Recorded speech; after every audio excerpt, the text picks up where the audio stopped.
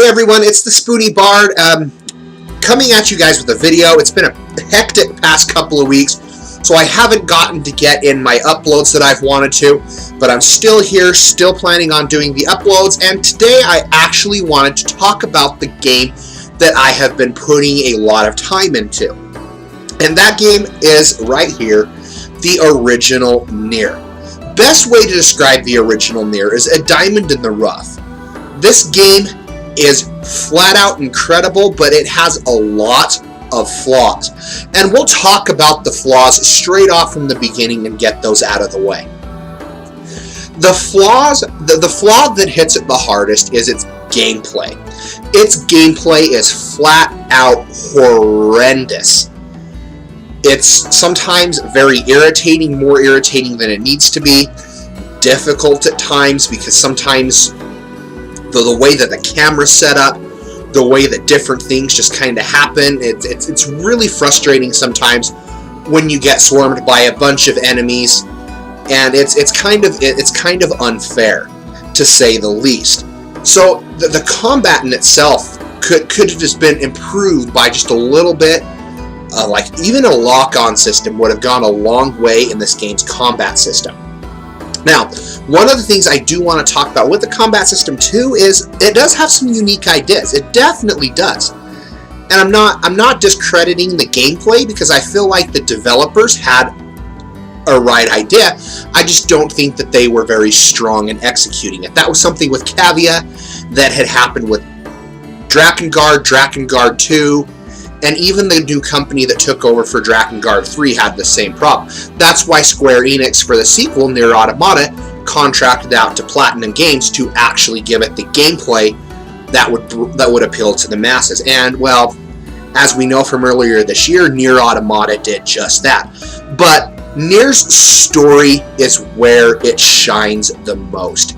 Nier has a flat-out incredible story, has some amazing characters, and an overall unique premise. Anybody who has played Drakengard and is familiar with Yoko Taro's work, you know that he has a very warped mind. A lot of his storytelling can be very convoluted at things, but that's part of Nier's charm, because there's so much lore and history that go into these games, and that adds to so many of the different characters that pop up in this title alone.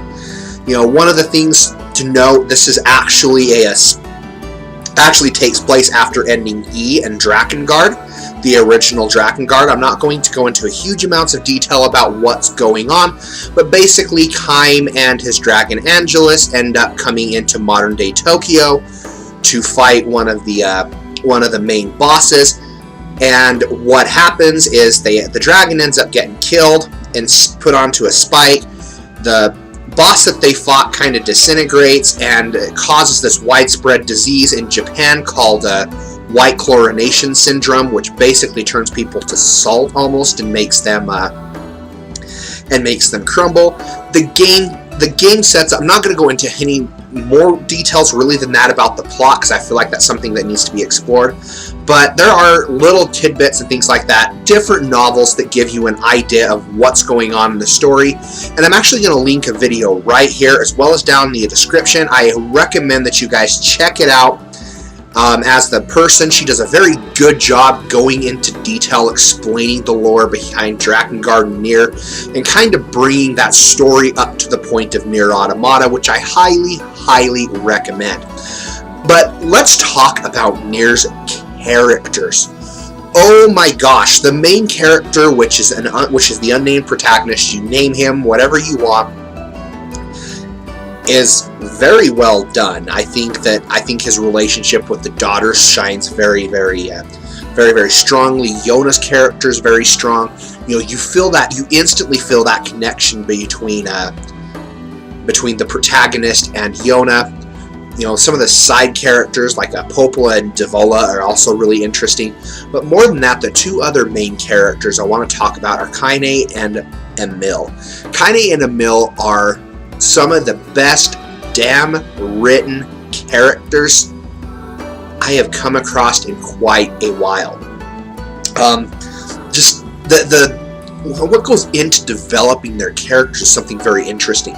You know, they have their own problems, they have their own reasons, kind of why they're doing what they're doing.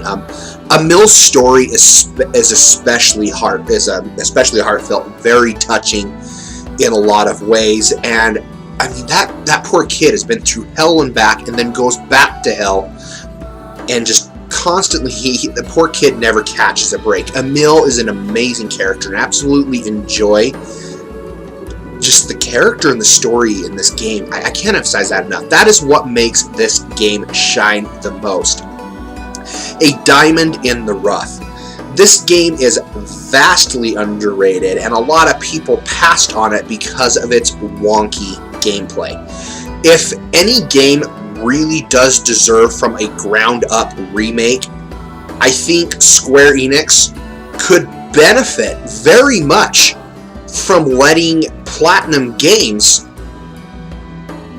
remaster this and give it better combat. The story, just, I can't, just, it would be so cool to see this game appeal more to the masses. I mean, there are people who are going to pick up this game, I'm sure, played Neir Automata, wow, this game is shit, and not give it a try because of its gameplay. But if you can get past the controls, get past the gameplay, and give that a try, you're looking right here at one of video games' best modern stories told to date. Playing this game only makes me that much more excited to get my hands on Neir Automata. I have not regretted playing this game in any way, shape, or form. I've been frustrated with the controls.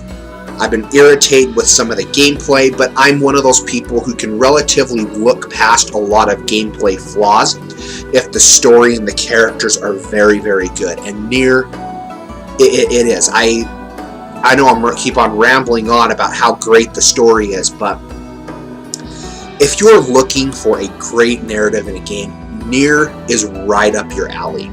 And from my understanding, Neir Automata has just as good of story, if not better than Nier. So that's something I'm definitely looking forward to getting my hands on as well. And I really do hope that with the success of Platinum Games creating Nier and bringing that combat that the series actually deserves, that hopefully, you know, Square Enix and Platinum Games are going to have a great relationship. They're going to be able to bring us some more Drakengard titles, bring us some Nier titles, because I feel like Drakengard and Nier could pilot Square Enix and give them another staple RPG series going into the future. I mean, you know, back in the Super Nintendo and PlayStation era, Square Enix was on fire with RPGs. Parasite Eve being one of their more mature ones that they had. We haven't seen the entry in that for a while. You know, we had the Mana games that were popular at the time, the Chrono games that were popular. You know, Vagrant Story that came out. We had Final Fantasy, Threads of Fate, Xenogears. I mean, Square Enix was absolutely killing it. So it was nice to see Neir Automata get that chance. And I think Square Enix, that's something Square Enix did realize with this game, was the potential that it had, the cult following that this game had because of its story and its characters. Which is why we got the sequel, Neir Automata. And by them giving it to Platinum, they were able to give it that combat that it needed. And I feel like I said, Square Enix really has a series that can stand next to Final Fantasy and Kingdom Hearts, a more mature, more fulfilling experience, kind of like Parasite Eve. So I really hope that we do get to see more Nier and Drakengard games in the near future.